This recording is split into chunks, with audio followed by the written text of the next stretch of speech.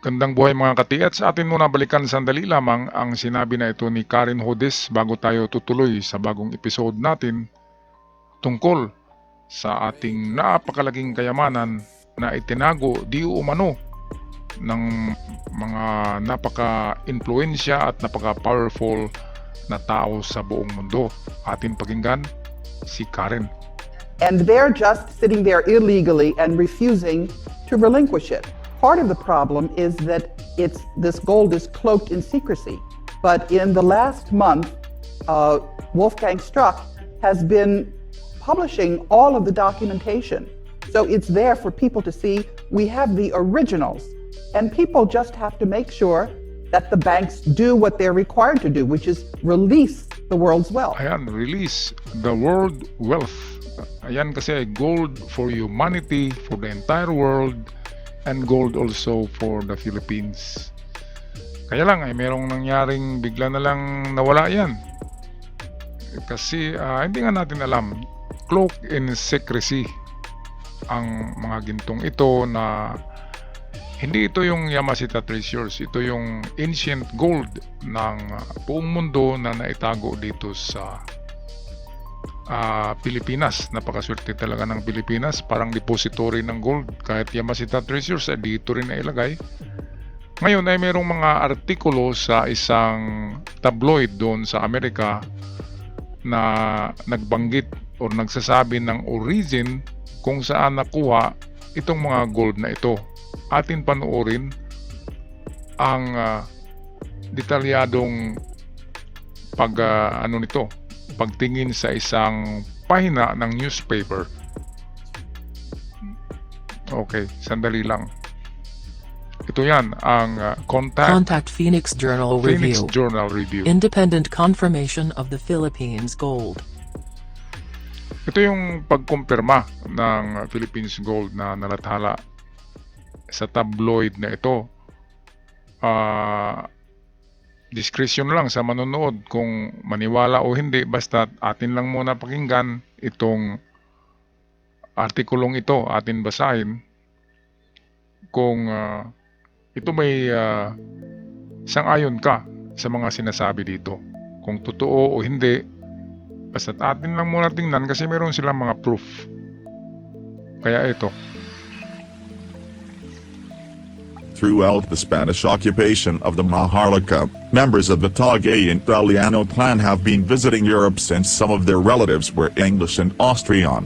From 1866 to 1898, Prince Julian Macleod Italiano, who became title holder of OCT 01-4 in 1864, had also been frequenting the Vatican. In 1934, under Pope Pius XII, the Vatican negotiated with a member of the Filipino royal family, the Christian Italiano clan in the Maharlika. An agreement was reached that 640,000 metric tons of the Italiano gold would be lent to the Pope. This was part of that gold accumulated by the Southeast Asian Srivijaya and Majapahit Empire during its glorious reign of 900 years. In 1939, two members of the Italiano family and a Roman Catholic priest, Father Jose Antonio Diaz, brought the gold from Kota Kinabalu, Sabah, to the Vatican. Okay, so atin muna pag-usapan itong Maharlika. Ang Maharlika ay ayon sa mga nagsulat nito ay isang old kingdom na situated hindi lang sa Pilipinas, kundi nag-umpisa yan doon malapit sa China, sa harapan mismo ng China na mga lugar, and then nag-spread out dito sa Pilipinas, papuntang Indonesia, Malaysia, at kahit dyan sa Micronesia, malapit sa Palau Island, malapit sa Guam, ay hanggang dyan extended ang kaharian na ito na tinatawag na Maharlika Kingdom. Kaya yung 640,000 golds, 640,000 tons of gold, ganyan yung karami kasi napakalaki ng imperyo na yon, yung tinatawag na Maharlika Kingdom, kung saan dyan nakuha originally yung 640,000 tons of gold na binabanggit dito ni Karen Hodes, na ang naging attorney in the last period na nakikita daw mga gold na yan ay ang ating dating Pangulong FM ang naging attorney. Kaya ito, atin muli pakinggan ang sinasabi dito sa tabloid na to. After doing this, Father Diaz went back to the Maharlika and resided in Cabanatuan City. After World War II, he facilitated the safe return of the 640,000 metric tons of gold from the Vatican to the Maharlika. Manuel Acuña Rojas, a relative of the Acuña Italiano clan, then a congressman, and Bishop Enrique Sobrepena Sr., in the presence of attorney Lorenzo Cañada, received the gold in Manila. Having gained the trust and confidence of Father Diaz, the Italiano clan made him the main negotiator and trustee of their gold. Father Diaz, in turn, hired the services of attorney Ferdinand Marcos, then a highly recommended brilliant young lawyer having attained notoriety when he successfully defended himself in the Nalundasan case in 1939. Ito na yung rason kung bakit napunta dito ang 640,000 tons of gold ng mga Talyano. Yan ay dahil hiniram ng Vatican at sinauli doon muna yan sa Indonesia and then dinala dito sa atin sa Pilipinas kasi ang main negotiator ay si Father Diaz, which is Father Diaz ay dito nakatira sa Pilipinas ng time na yan at naging kaibigan ni Ferdinand Marcos Sr. dyan at nagiging attorney si FM ng mga Talyano at ni Father Diaz. Yan ang kwento niyan. Kaya 30% napunta kay FM as a lawyer and then meron ding hati diyan si Father Diaz na 30% din. Kaya during this time in 1949, ang pinakamayaman daw na dalawang tao sa mundo ay walang iba kundi si FM at itong si Antonio Diaz. Dahil sa meron silang 30% or equivalent to 190 metric tons. Hindi lang 190,000 metric tons of gold na galing sa Talyano or yung tinatawag na Maharlikan gold. So, ayan. Between the two of them, they legitimately earned and owned 192 metric tons of gold. Ang bawat isa sa kanila ni Diaz at saka ni FM. Napakaano naman na istorya na ito, napakaganda pakinggan kasi parang fairy tale. Parang legend nga siya. Pero parang may katotohanan din. Kaya atin tapusin. Panoorin ang video ito. The Italiano clan paid commission to Father Diaz and attorney Marcos in gold, 30% from the principal of 640,000 metric tons. In 1949, the two richest men in the world were Father Jose Antonio Diaz and attorney Ferdinand Marcos. Between the two of them, they legitimately earned and owned 192,000 metric tons of gold. Ayan. Ferdinand Marcos withdrew their share of the gold from the central bank and minted it, RPCB. Sometime later, Father Diaz and Marcos brought their gold to Switzerland, in the Swiss Bank Corporation in Zurich. The remaining 400,000 metric tons of Italiano gold is in the third-floor basement of the central bank minting plant in East Avenue, Quezon City. Ito yung sinasabi ko, 400,000 pala yung nabanggit ko, 400 tons lang of minted gold bars na nandyan pa rin daw sa basement, underground yan ng Central Bank. Pero yan ay nasa third level, mas malalim, pinakamalalim na basement ng Central Bank. Pero dahil sa nagka-revolusyon noong 1986 ay siguradong nagalaw na ang ano na ito.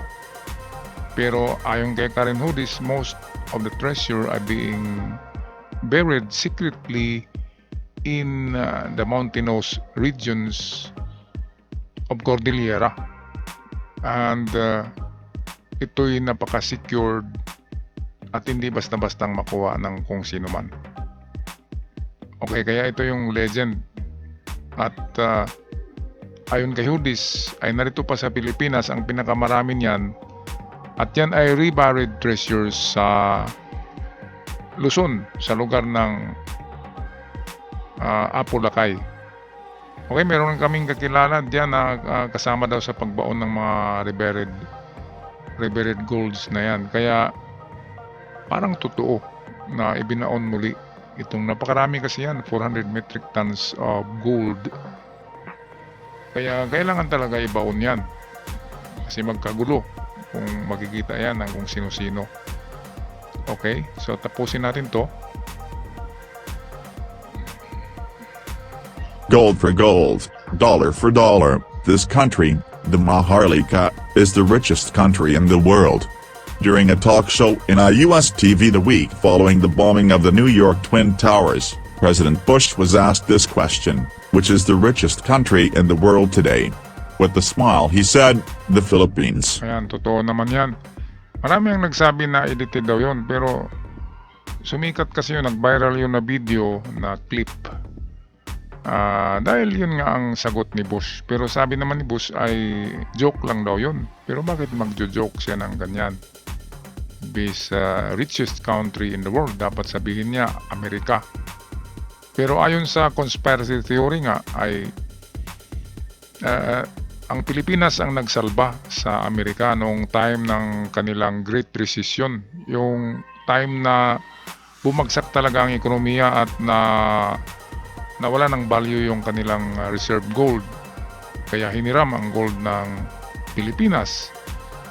At yan ang substitute ng nawalang mga gold sa Federal Reserve ng Amerika. Yun lang ay hindi galing sa akin yan ha. Yan ay nabasa ko lang din sa ibang mga articles.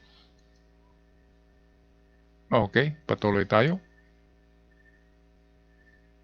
Ito, On April 9, Okay, panghuli na to. 1973, Marcos said, "My earthly goods have been placed in the custody and for the disposition of the Marcos Foundation, dedicated to the welfare of the Filipino people." Ayan, so hindi pa na na-depose si FM 1986 kasi nang siya'y ma-exile sa Hawaii. Pero itong 1973 after the martial law, dito nangyari yata na kinuha o hiniram sa kanya nang sabi ko na Uncle Sam ang mga gintong yan na napakarami. 1973. At dito nag-iwan si Marcos ng sulat. Ito'y sulat. Iniwan niya ito sa kanyang Mrs. Imelda, the First Lady. At ang sabi, "My earthly goods have been placed in custody." Ayan, kinuha. Merong kustodiya. And for the disposition of the Marcos Foundation dedicated to the welfare of the Filipino. Dapat nga mapunta ito sa Marcos Foundation. Ngayon, pagkatapos ng EDSA Revolution 1986 ay hindi pinayagan si Imelda na magtayo ng Marcos Foundation. Kasi nga ayaw ng mga makakuri na maririnig pa yung pangalan na Marcos na yan. Kasi 20 years naghirap ang mga anti-Marcos at mga kontrapartido ni Marcos dahil nga ay nagkaroon ng martial law. For 20 years ay wala silang nagawa, kaya galit na galit sila kay FM. Ayan. So, hindi natuloy ang Marcos Foundation. Kung natuloy lang yun, sana yung malaking halaga dyan ay naipamahagi yan sa mga tao. Yan ang sabi ni Marcos sa kanyang sulat na nandyan. The plans of Ferdinand Marcos are hinted at in the following citation. Yan yung kanyang mga sulat. Kaya hindi tayo sure kasi parang lang talaga ito. Parang legend or mythology about sa kanyang mga ginto. Pero sigurado ako ang Pilipinas talaga ang land of gold na sinasabi ng mga travelers noon, kaya ni Marco Polo, Columbus, Ferdinand Magellan, at meron pang isa doon na nauna kay Columbus na isang Spanish, at lahat nagtuturo dito sa Pilipinas. Kaya in the next episode atin ipapakita yan na video na ang tinuturo talaga ng lahat from the Bible to the travelers, explorers and adventures noong Renaissance period, matagal na, tinuturo talaga ang Pilipinas.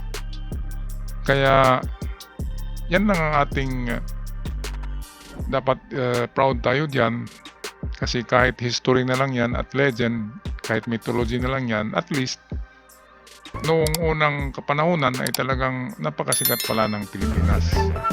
Okay, so hanggang sa muli mga katiyats, I'll see you on our next episode. Ako'y magpaalam na. God bless all.